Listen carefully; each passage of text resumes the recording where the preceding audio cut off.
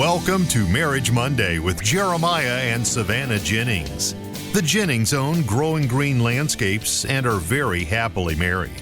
In this podcast, Jeremiah and Savannah discuss the wins, losses, good times, bad times, and everything in between pertaining to owning a business while maintaining a healthy marriage along the way.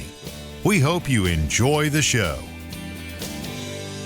What's going on, everybody? Thank you so much for tuning in to another episode today here on the Growing Green Podcast. This is your host, Jeremiah Jennings, and I am super excited to be coming to you today with another fresh new episode for your Monday, and welcome into another Marriage Monday. We are excited to have you here. It's been a fun journey getting to do these the past 2 years, and we're going to rock through another one today. It's a wild journey. If you joined in and you're along for the ride and you follow along with us, then, good luck to you. But it's always fun getting to do these shows, especially getting to do it with the beautiful co-host that we have with us today. Savannah is with us. Are you excited to be here? Always. How are you doing? I'm here. Alive. It is. This is probably the earliest show that we've ever recorded. Yeah, it has to be. Not that I've ever recorded, but that we've ever recorded together. What point does late become early? Yeah, that is true. I'd say like 2 a.m. I would say after between 3 and 4. Yeah, 3 to 4. Because 4, a lot of people area. start their day at 4. There's a lot of people in the 4 o'clock hour at least. Yeah, I would say that. Between 3 and 4 is probably when you go from late to early. 2, I could see it. Yeah, 2 is probably still late. That's not early. That's late. Yeah, but this is the earliest, and it's not even that early, but it's 7:15 a.m. That is not when we usually record our shows. But Jack had a weird, wild morning.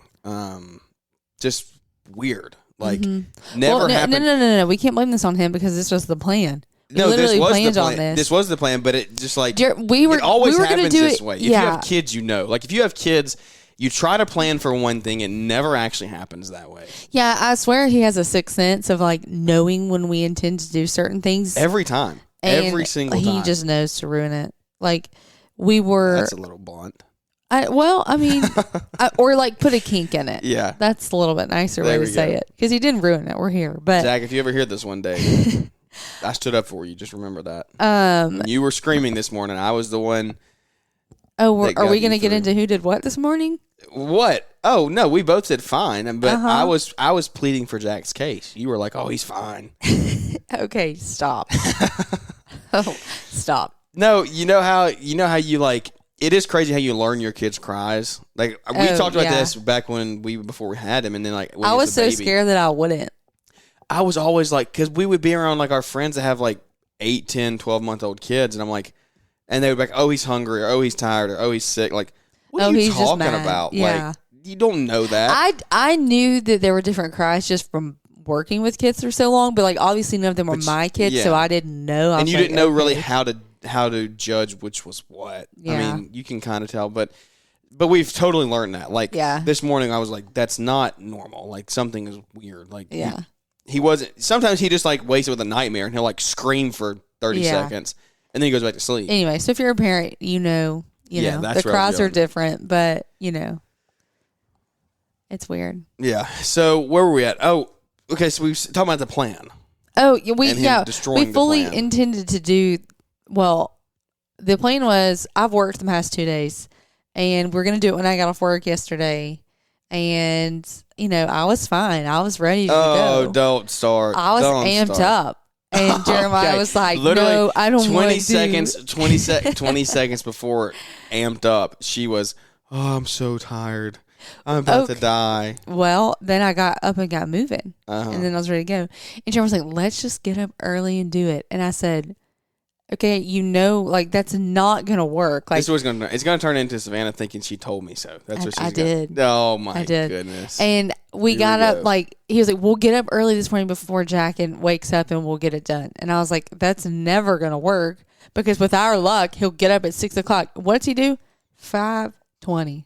I was like, okay. And it took us. Jack has never woken up at 5:20 a day in his life. Not ready to go. No. Not ready to go. And when I say I was, one hand, I was a little scared for my life because it took us. Yeah. It took an hour to get him back to sleep. Which is, some people would be like, oh, that's common. No, I have been, now that I'm kind of back on TikTok a little bit. I've seen some videos about like sleeping, like babies and stuff, because obviously like that's tailored to me. And she was saying that like that's a common mistake is people when their babies wake up in the 5 o'clock hour, they get them up too early, when in reality it can take up to an hour for them to go back to sleep. And if you do that too many times in a row, then like you're encouraging their circadian rhythm to like, you know, be altered a little bit. Yeah. When in reality, like that's not necessarily an appropriate time for them. It is dark outside. They do not need to be up. I told Jeremiah, he was like, well, we need to be. I said, it is the middle of the night. No. I did not want to get him up. Well, that is not what I said. You were just acting like we needed to, like, you know, we needed to get him some milk because he was like, it was obviously an awake cry. It wasn't a I'm having a nightmare cry. Anyways. Yeah. Our kids asleep. Say you're right. Absolutely say you were right about it. Not. Come on, say you were right. Just admit it. No. You know I was though. But literally, no one's listening. This might be an all-time record. We're 5 minutes in and people are already done. Okay? Oh, man. We just should move on. The kid's asleep. Yeah. Team effort. Yeah. Oh, we both did fine. Yeah. It's a great job. We're golden. That's what marriage is, right? Always.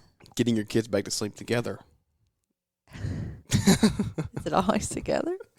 Yeah, always. Okay. Unless I'm doing it by my own. All right, on to the next point. Let's see. Spring is right around the corner, guys. Welcome into the show. If you missed the first 5 minutes, if you skipped the first 5 minutes. Honestly, yeah, you should put a little thing in the intro that said just skip to minute 6 or whatever. Yeah, we're at 6.5. Wow, such a good judge of time. Look at you, you scholar. Okay. Spring is around the corner. Are you ready? This is going to be like a spring rush you're kind of involved in. Yeah, I'm way more ready and prepared and feel better about it than last year. It's going to be wild. We've actually been blessed. We've picked up probably 5 or 6 new customers already for the year as far as mowing goes. Got a couple landscape jobs in the works of putting an estimate together for some really good-sized jobs, actually. And it's crazy. It just kind of came out of nowhere. We were dry. January was a dry month. I mean, we didn't have hardly any leads come in. We had some work, just some residual work from maintenance and pine straw and things like that. And some of our current customers I reached out to some of them and got a few jobs closed, but no new leads really. First part of February, we've gotten more leads in the first 2 weeks, week and a half of February than we have all year, the whole month of January. And so it's been a good start to the month. We are going to start mowing March 1, and it's going to be interesting to see. We're going to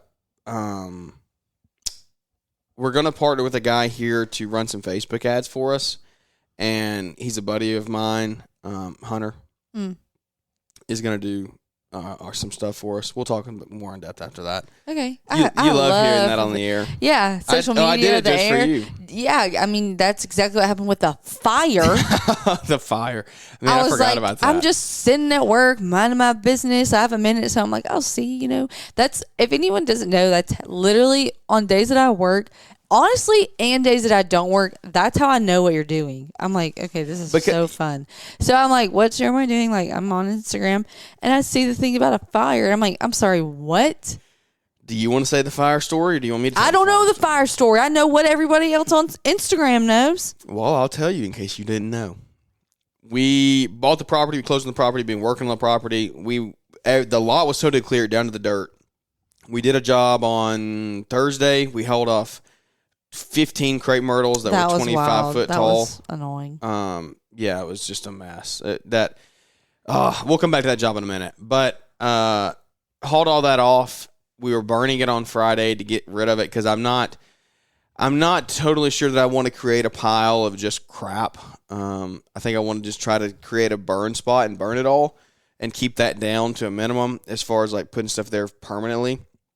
And so we were burning on the dirt, like everything was fine. I went to lunch, came back, the guys were up there working, and I got back and the ground was smoking, like out on the border of like where the leaves were, on the border of what we've cleared. I was like, oh, and Amber and Ash got over there and got a leaf, got it smoking. Okay, go stomp it out and we'll move on with life. Like it was no big deal.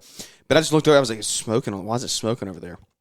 So I walked over there and looked at it, and it was smoking. So I stomped it out or whatever. And while I was over there, a piece of bark fell like right over my head, right next to me, and it was smoking.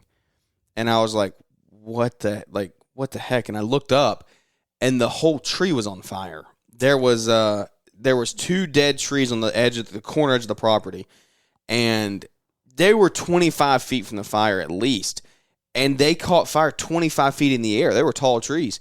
Halfway up the tree, something got up there, an ember or something floated away and caught the dead bark, the dead wood, and they were smoking. And so we were like mad dash, because this is the whole floor of the woods are just all dry leaves right now. Like all the trees have shed their leaves for the winter. And so like if this fire comes down this tree and gets into these leaves, we got a big problem.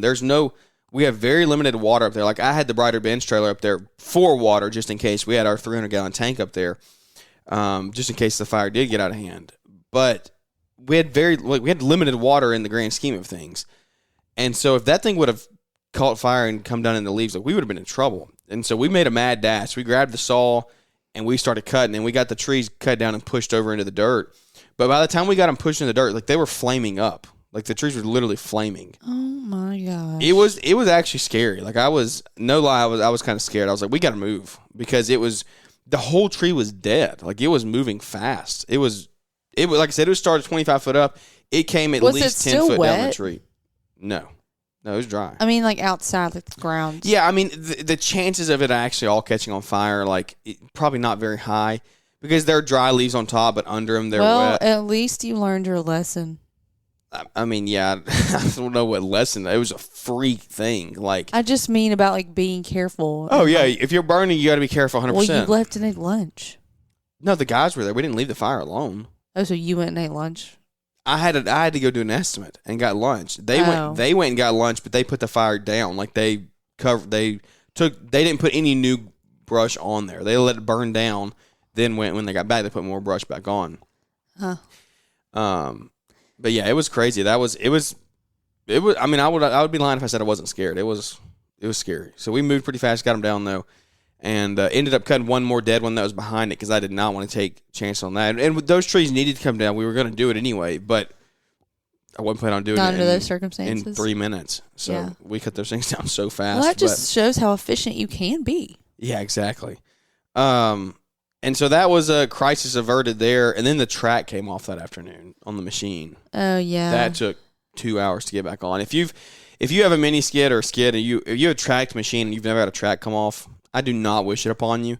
I will say, in the grand scheme of things, it wasn't as bad. You just have to get the whole machine off the ground, because what our problem was is where the track came off, we had no good way to get the machine totally up off the ground. So we would get one side up, but when we would do that and we'd start trying to spin the track back on, we would move the tracks forward, like to spin it on, use the tension to pull it on, and the left side of the machine would be on the ground. So we would start driving. And so it would fall off and go back. Like we would just get nowhere. Ugh. Once we finally got the whole machine off the ground and we could spin it and not go anywhere, that we got it on in 30 seconds. But it was literally a 2-hour process. Learning. We got that thing in May. It's February, and that's the first. Or we got that thing in June, I think. It's the first time the tracks come off. So it's a learning experience. The guys were there. They know how to fix it if it happens to them now. So you win some, you lose some. But it took a long time, but it was I'm glad it didn't happen out on a job site. I'm glad it happened there. So that was our Friday.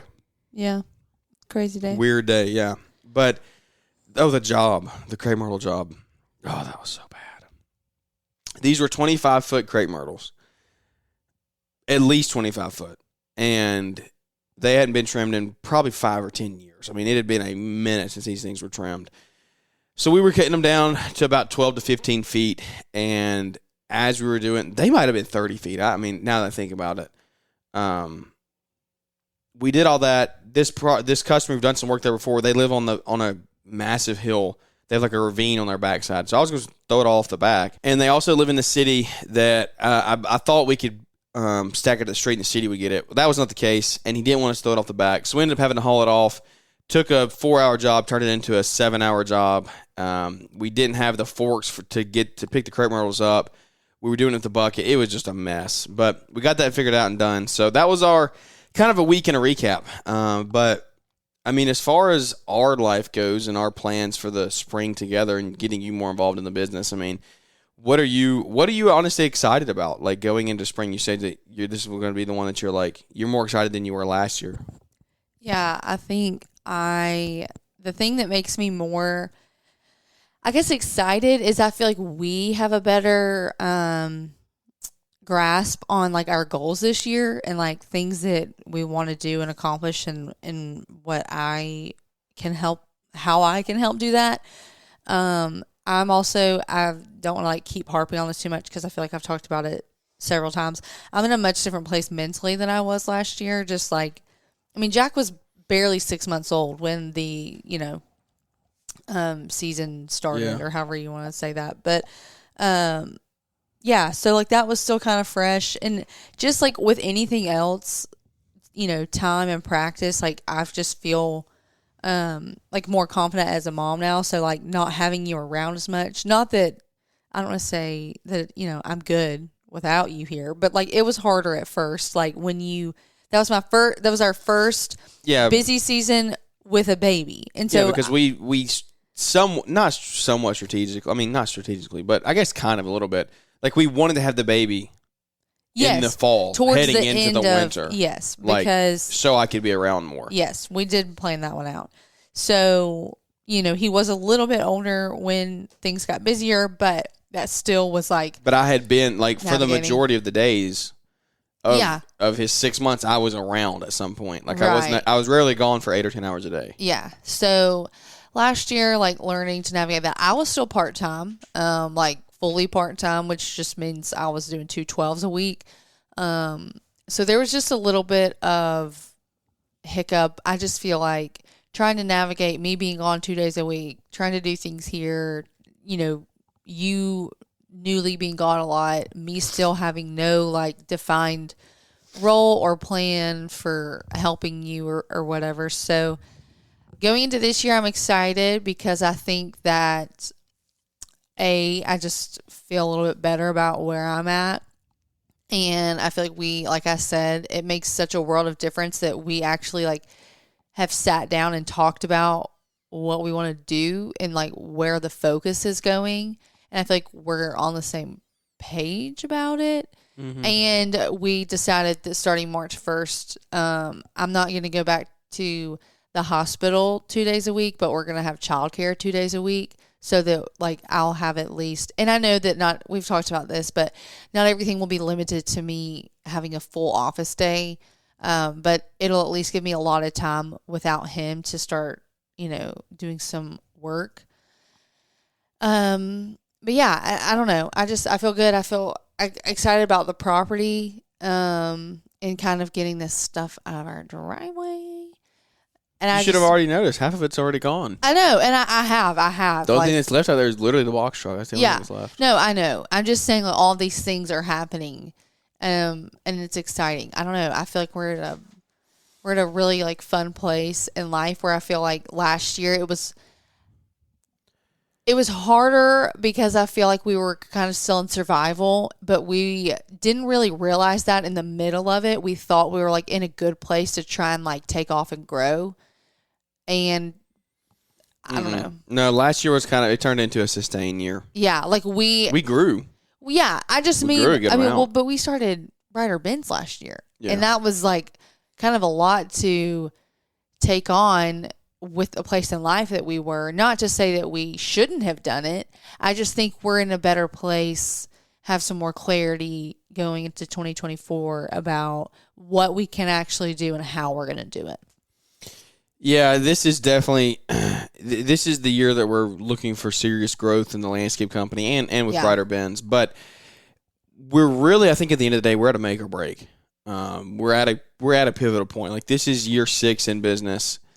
It's time to either go big or go home. Like it's time to either grow the company and make it something that is sustainable on its own, or it's time to go down to one me and one or two guys all the time and make it extremely profitable.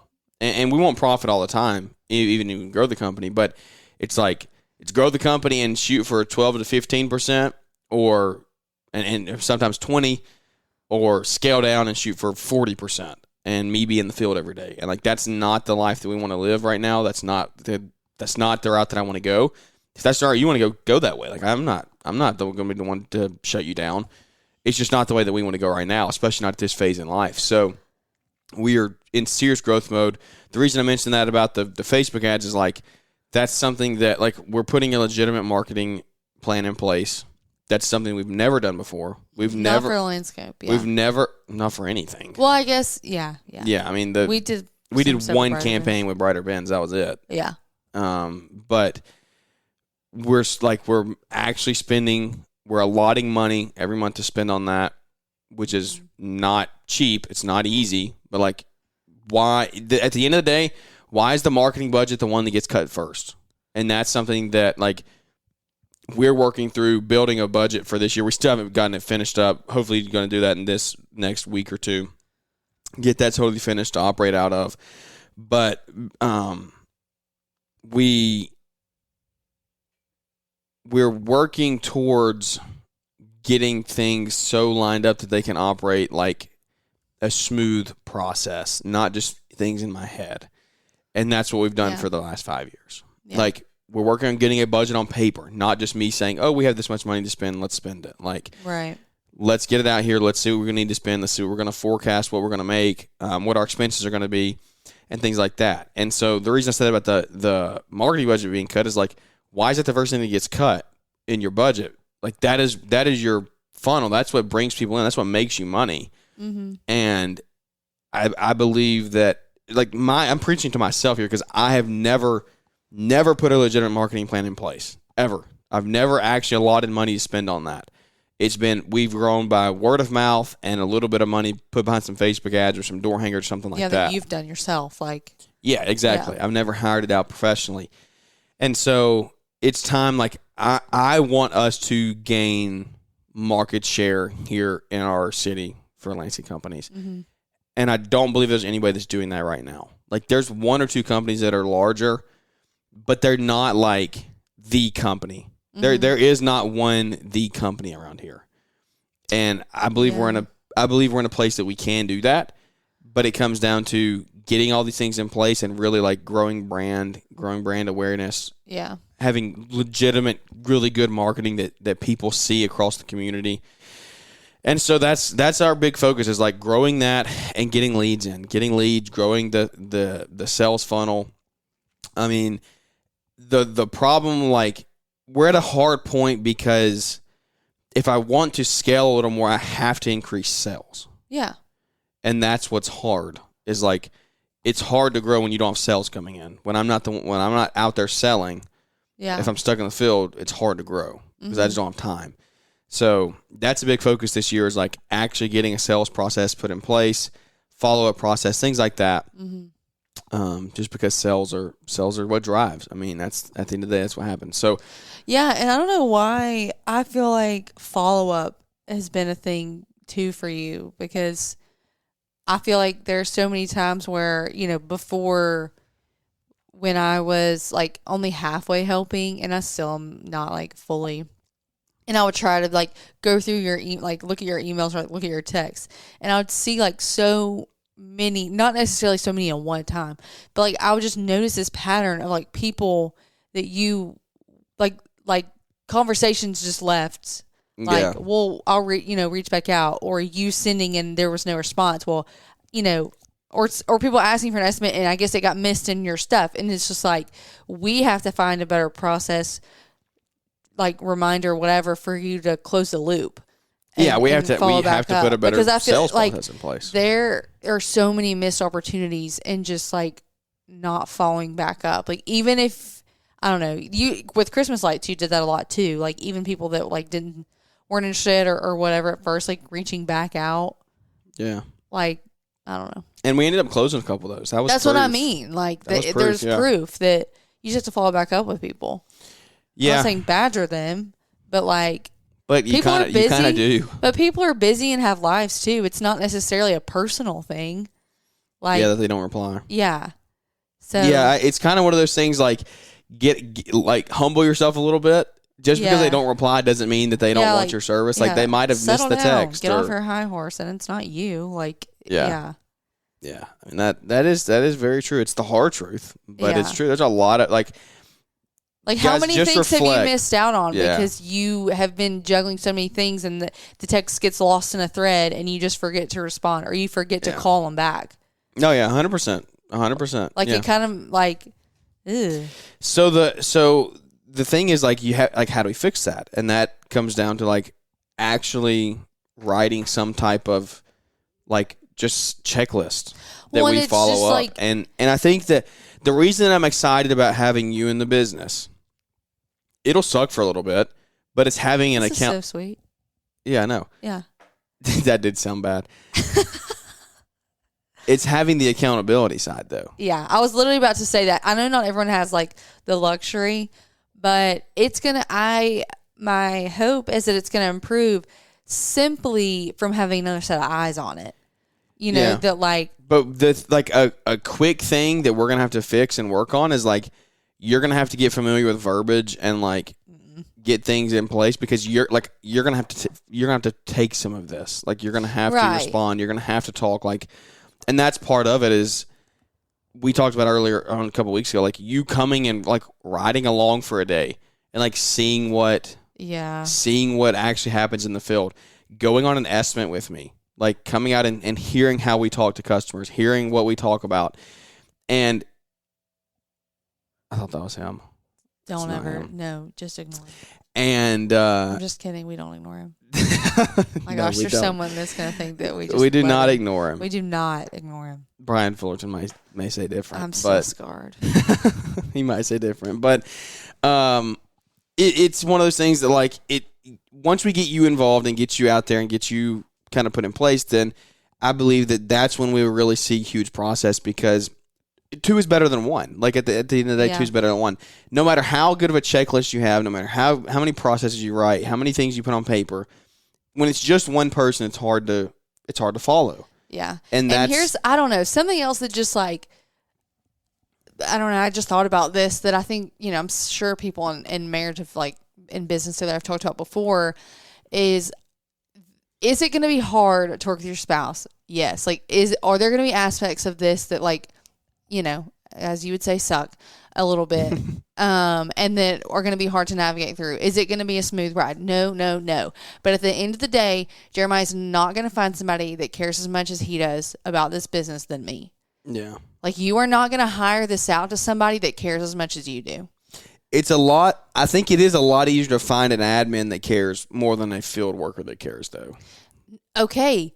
But no, yes and no. No one like you. There's never going to be anyone like you. That's all I'm saying. I'm not saying that, if it's not your spouse, they don't care and they're a lousy worker. I'm saying that, like, if you're married and you're building this business, then like an outside person, like obviously, it's not the same.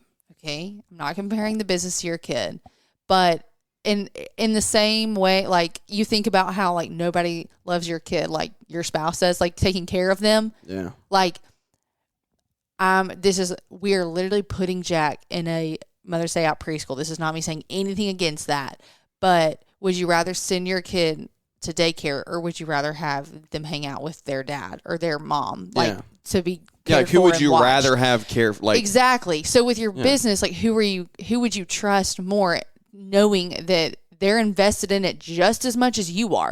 And that's the thing, is an admin or whoever that you hire out, they're not in it as much as you are. No, so like somebody could offer them more money and they go get exactly. So the desire to succeed is not there as much with someone else. So like I do feel like that will be helpful, like knowing like I'm going to be putting my all into it so it will succeed, because like my life banks on it too. Yeah. Not that your employees don't, but your employees have the option to get up, leave, go find somewhere else. I'm married to you, so you're stuck. Don't really have that. You're stuck. No, 100%. And I think that comes down to like we're gonna have to create really good roles. and we're gonna have really clearly defined roles. Yeah. Is if we get in the habit of, oh, I expect you to do this today and you didn't do it, then like that's not gonna be good. Yeah. And I don't know. I think that we do a good job of surrounding ourselves with people who are running companies together, trying to grow businesses. I encourage anyone out there to do the same thing. Like, try to get around people who are trying to do the same thing as you. Maybe they're a little further along in life than you are, but try to get around them and let them mentor you and take advice from them. People have done it longer than you. And that's our number one goal, is like getting around people who can teach us and help us grow. Right. We are figuring out the communication process of this every day. Every day. When we start in March and you're in it 2 days a week, like, it's going to really change things. Like, I'm a big believer that it's going to change as far as, like, our relationship is going to change. Hopefully our relationship matures. Like, I think that we're going to learn to communicate in a way that it's going to be like a sink or swim situation. Like, yeah. I mean, you can even look at it in a way. I feel like my attitude going into it is like, it's not even an option for it to do the opposite. Like, it's going to be hard. Yeah, failure's not an option. Yeah. That's the thing. Like, we're going to learn and grow from it. Like, is it always going to look fun and be easy and smooth and effortless? Absolutely not. But knowing that the harder conversations and like the growing pains are just exactly that, growing pains, it's causing us to grow and learn and grow a business and grow, like, strengthen a marriage. Like, I don't know what I'm trying to say. No, I think that's huge, because we're at a point, like you said, it's sink or swim. Failure's not an option. And as we go along this, we're going to figure it out. Like, we're going to make sure that we communicate to each other and make sure we're on the same page and have clear expectations, like we said. But like right now, I don't believe we're not trying to make you the CFO of the company, the COO of the company. Like, we're not trying to make you the CEO. We're trying to put you in place to help us get things in order and organized. But we have to make sure we stay on, like, if this is the route we want to go, like, we want to have more kids one day, I don't want you to be tied down to the business every day. We're putting you in place now for a short term of 3 to 5 years, hopefully, that we get things really set in and dialed in, and we have systems, processes in place to where we train new people at that point to come in and fill your role. Like, you're not coming into a role that you're never going to be able to graduate from. Yeah. But you're coming into a role now to, like, help get things more organized, help put things in place to where we can bring people in along the way. And so as we do that, we realize this is the beginning of a long road. Like, it is. Yeah. It's going to be a long 3 to 5 years. Like, we're going to have more kids in that point, hopefully. We're going to probably change houses in that point. Like, we're going to be able to shop during that span. A lot of stuff is going to happen. Hopefully. We're both going to mature, I think, personally. Our relationship will mature. Yeah. We're going to have to talk to each other in different ways. We're going to have to communicate better. It's kind of scary at the end of the day. Like, it is. Like, we're taking on a big feat. I mean, it's not easy. Mm-mm. I mean, if it was easy, like, everyone would do it. Yeah. Yeah. But it's worth it. Yeah, I think it's worth it because we've both reached this point. Yeah. And the question I hear a lot of is, how do I get my spouse more involved? Like, is there anything from your side that you think that I could have done differently sooner to get you more involved or on board? Or do you think it's something that you just have to, like, work your way into? I think there's probably a little bit of both. The short answer is both. There was, like, I'm like trying to process how I want to word this. I'm trying to not say like so much. I feel like it makes me sound like I'm 15. I had to come to a little bit of it on my own. I think that there was a part of me that was always scared about not having a set paycheck. We've talked about this so much on the show that I didn't want to get more involved because that meant giving up security in a paycheck. I think that has changed a little bit because I'm in a different place in my life, and I've grown as a person. So that I said like again. But I am growing and maturing in other areas, like in my faith and in our relationship, where I'm trying not to cling to that. So, doing this is honestly like a little step of faith for me. But I started to understand how important it was, like, for you and your goals. Not necessarily, like you said, to have me as, CEO or whatever. But for me, doing this aligns with our goals as a family. Yeah. It's a step in the process. Yes. But a big part of it was me having to do the work and come to the realization for myself, because just making such a life change, because, in the span of, a year, I've gone from working full time to having babies, working part time, to now, like, barely being there, honestly. And that's hard, because if you think about something that you are, like, passionate about doing, and you cut down so much of that in my life. So, like, it's not an easy thing to do. But so me coming to terms with that on my own is equally as important as you involving me. Yeah. And there's still a long, like, but I don't know, correct me if I'm wrong. I think it is more of you have to come to terms with it on your own first. Right. Because, like, I can't involve you if you don't want to do it. Yeah. I think there's a way to talk to your spouse about it. I think that there is part of me, if I'm being so frank, that you pushed it so strongly about wanting me to quit and be here and made you do mad. This, that it was I can't believe I'm saying this. It was a little bit of spite. It was like, I like what I'm doing. Don't force me into something I don't want to do. Well, you can't make me do it. Because at that time, it wasn't like, we both had our end goal, like our common purpose in mind, but, like, it wasn't something that we had clearly sat down, discussed, talked about, like, where did we actually want to go? Like, what did we actually want to do? And there's a fear, and I don't know if this would resonate with, like, any other wives or moms that are, like, hesitant about making the jump. I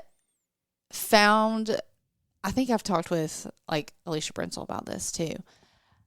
Not necessarily my, like, identity in my job, but I didn't want to lose myself quitting something that I was passionate about and something that was mine, because, my job outside of here, working at the hospital, whatever, that's mine. You know what I mean? Universe. Okay, sure, it is. And I love it, and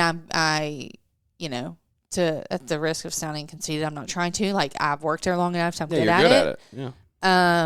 And giving that up or pulling back on that to do something that isn't mine, that I'm not good at, that would, I feel like put me in a position to where I'm not obviously confident or competent. Like, I don't know what I'm doing. Is hard. You have to learn something new. Yeah. That's just a hard pill to swallow. Like, who wants to do that? Yeah. I mean, obviously, if the end goal, but it takes time to process that and, like, get right. Through it. Yeah. So that was something that you couldn't have done for me. Like, I had to be okay with that and come to terms with it and decide that that's what I wanted.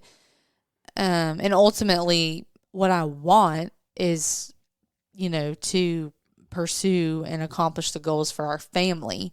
And obviously that takes some sacrifice, but finding the middle ground and, like, common ground for everybody is what I think just takes some time. Yeah. I mean, it's a process you have to work through. It's not going to happen overnight. I think the biggest thing from the spouse is your husband is just, like, guys, be supportive and let her come at her own speed. Like, that's, okay, that did not sound good. But anyway. Oh my gosh.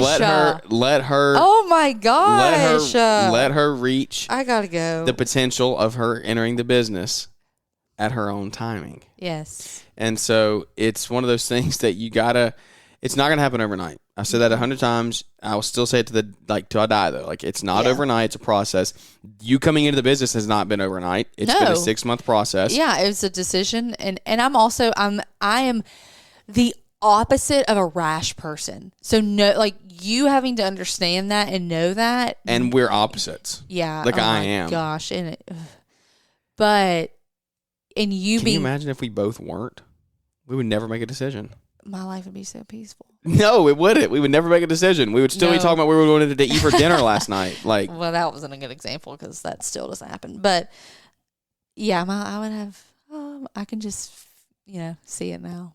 No anxiety. Anyways, I think that you being patient and understanding that has made the process better because I don't feel like you're like, all right, quit. You're in the office every day. Figure it out.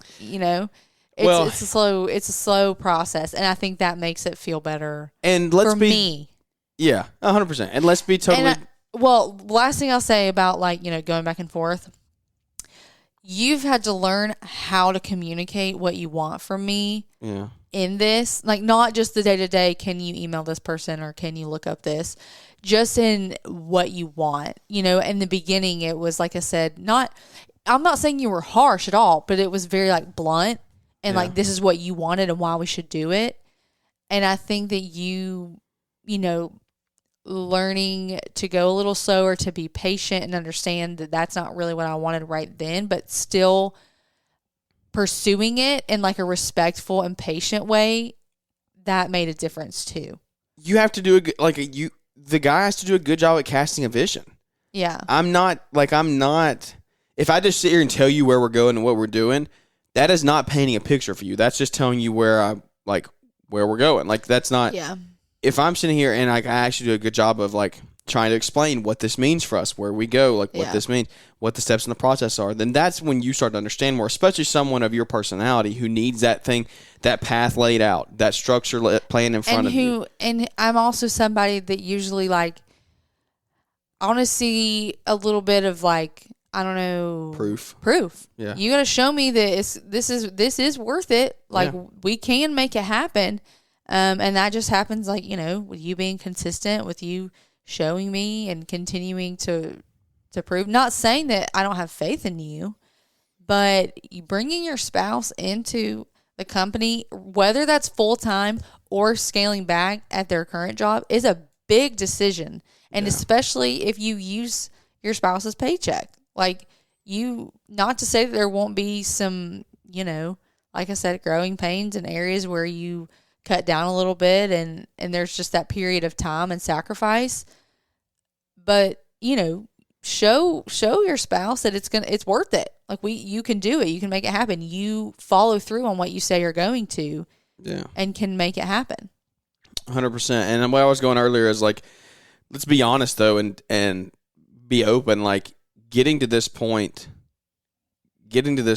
is not easy.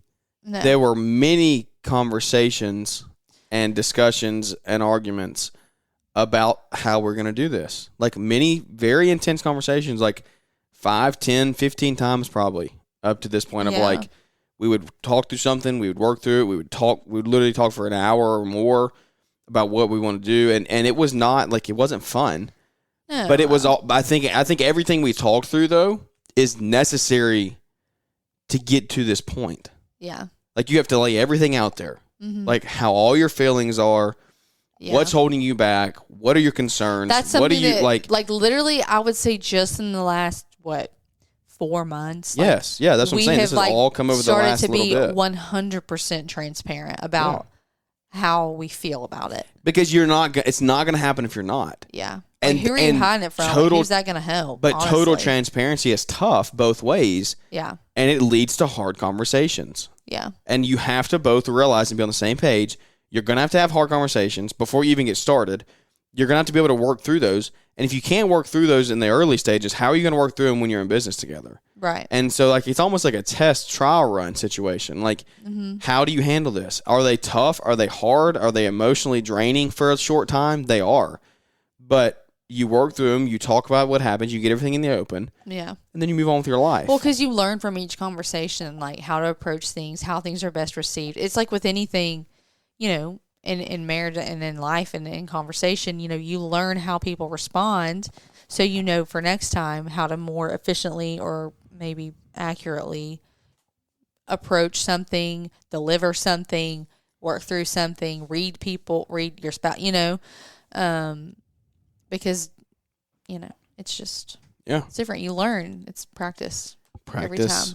Practice makes progress. Practice doesn't make perfect. We'll never be perfect, but correct. Well, guys, I think that's probably going to end this show. Wrap this one up. Kind of a hard ending there, but I don't want to keep rambling. I want to end the show with some value that I believe we brought today. I think that if you're in the process of trying to get your spouse on board, this is a really good episode for you. Go back and listen to it again. Share with a friend. A lot of stuff, real life stuff that we're working through day to day. And it's just something that we're passionate about, trying to share it with you to help you grow your life, your business, your relationships, and everything else in between. It means the world that you listen to the show. Share it with a friend if you enjoyed it. Leave us a big 5-star rating in your review if it brought any value to you today. Lawn Care Life Conference is the 23rd and 24th of February. We are 2 weeks away from that, just about. Wild. And under 2 weeks now. You can get your tickets at lawncarelife.com. And I think it's under the events section. You can go get your tickets there. Come see us. There'll be a lot of local guys there, I believe, and a lot of guys coming in from across the country that I know of. So it'll be a good time hanging out there in old Springville, Alabama. If you're coming and getting hotels, you can stay in Trussville. DM me if you got any questions. We'll hook you up and get you in the right place. But we look forward to seeing everybody at that event. It's going to be a fun time. We're on vacation the next 2 weeks. We'll be definitely posting, hanging out. But if we're a little quieter than usual, that's why. Spend time with family and friends, hanging out, having a good time, getting prepped and mentally prepared for the spring rush that's going to happen in literally 3 weeks. We're going to go on vacation for 2. Yeah, that's we're going to come back. Wild. We're basically not going to be back till March. Yeah, pretty much. Between that, Lawn Care, and then we have the the Element thing. Element in Nashville. So, we come back March 1, we're mowing. It's going to be a crazy jam-packed week when we get back, but I'm excited for it. Spring rush is almost here. It's crazy. The winter flew by. Flew by. It did. We stayed busier than we've ever stayed, honestly, which was a blessing. We got to make it through these next 3 weeks. It's going to be slow. It's going to be a little drier, but March 1 is coming. The light is coming at the end of the tunnel, and I'm looking forward to it. So, guys, thank you for tuning in the show. I hope you enjoyed it. I hope it brought value to your life, to your business, to your family. If it does, again, share the show. That helps us the most, that we can grow the community one relationship at a time. So with that, any further ado, that's going to wrap this one up, and we look forward to catching up with everybody here on the next one.